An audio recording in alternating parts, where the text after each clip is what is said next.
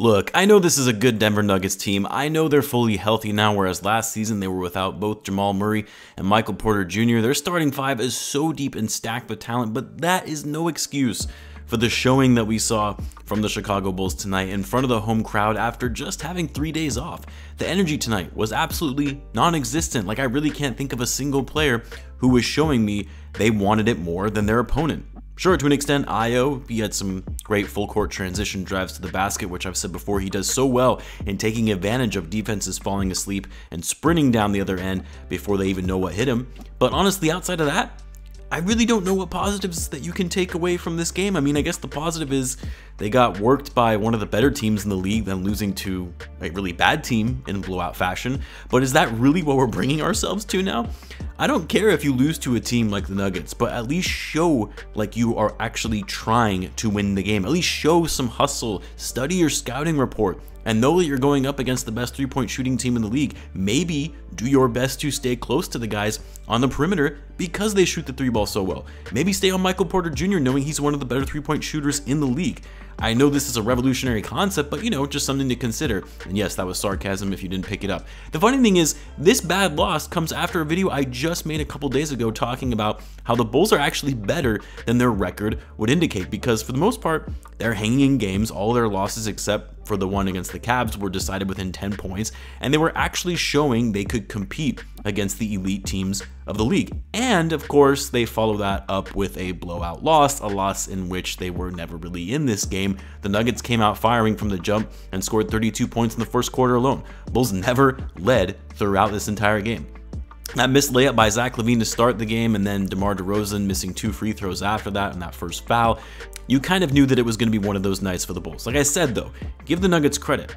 They're an incredible team. Man, Michael Porter Jr., dude is so good. That 2018 draft, where I so wanted the Bulls to badly take a chance on Michael Porter Jr. despite the injury concerns to his back. I thought he wasn't even going to be available at number 7, and when he was and the Bulls took Wendell Carter Jr. instead, my heart dropped. I know Michael Porter Jr. hasn't really been available and hasn't really been able to remain healthy in his career, hasn't played that many games since being drafted, but when he is healthy, dude is an incredible talent. He had 31 points on 11 for 16 shooting, 6 for 9 from 3, and was a plus 23 in 24 minutes. What's crazy is that Jokic only needed to score 8 points tonight. That's how good this team is in having so many dynamic scorers where they don't have to rely on their reigning MVP to be putting up a ton of shots.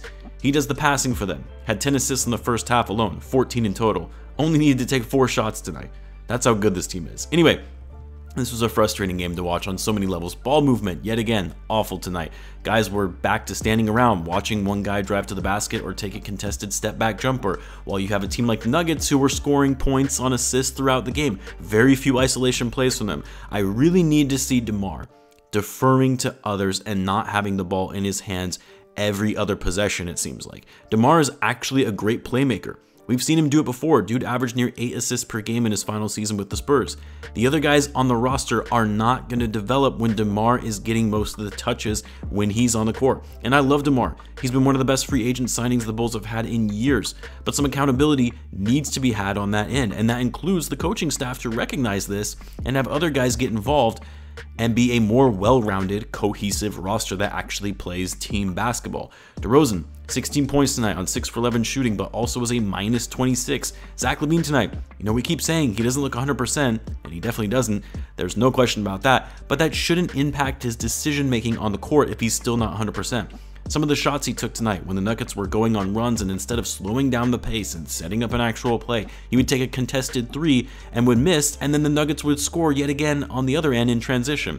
Gotta be smarter than that, my man, and recognize when you have guys around you who are cutting to the basket and not just try to make a quick play to stop the bleeding. Vucevic, meh tonight, wasn't really involved, although again, I blame some of that on the coaching for not going to Vuce in the post more. And again, he was going up against Jokic, which is never an easy task.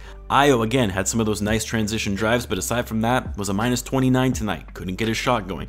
Pat was alright. He finished the game with 15 points on 6 for 9 shooting, although some of that came in garbage time. Guys off the bench, Jokic looked solid, was really the only consistent player tonight, shot the ball well and was actually making plays for others. He finished the game with 11 points and 6 assists. Drummond actually was great tonight too, 13 and 11, although he got some of his numbers in garbage time as well. Oh, speaking of garbage time, can someone please explain to me why?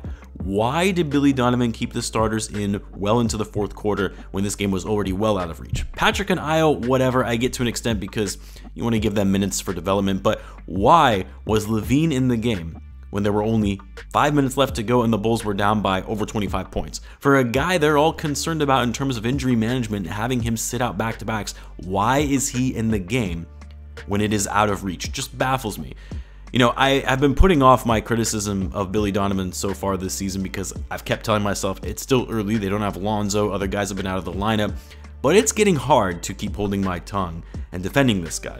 I'm likely going to have to do a separate video on this topic because his decision making as it relates to his rotations, his substitutions in late game situations have been suspect, his poor use of timeouts when taking them at the wrong times, and then when the opposing team is going on a run, he chooses to let the guys just continue to play, and also just the fact that we know what works well for the Bulls. We know that they're a great, fun team when they're getting up and down the court, pushing the pace, moving the ball in transition, and keeping their opponent guessing on offense. ISO ball does not work for this team, and yet guys are still reverting back to this. And you would have to think that's on coaching to get in the guys' ears and have them make these changes. Otherwise, say to them they're going to get benched. But anyway, I could go down a whole rabbit hole about how unimpressed I've been with Billy Donovan's coaching so far this season. Yes, he's leaps and bounds better than Jim Boylen or Fred Hoiberg, but he's not getting the most out of this roster. A roster that has far more talent than Boylen and Hoiberg ever had. Anyway, I know I kind of went away from the actual game itself. Not a good game for the Bulls, and I would have expected more after having so many days off. They've got time to recharge and think about this one, though, as they're going to be off until Wednesday when they're taking on the Pelicans yet again, but this time it'll be in New Orleans. Until then, though, guys, thanks for tuning in. Be sure to subscribe, and I will catch you in the next one.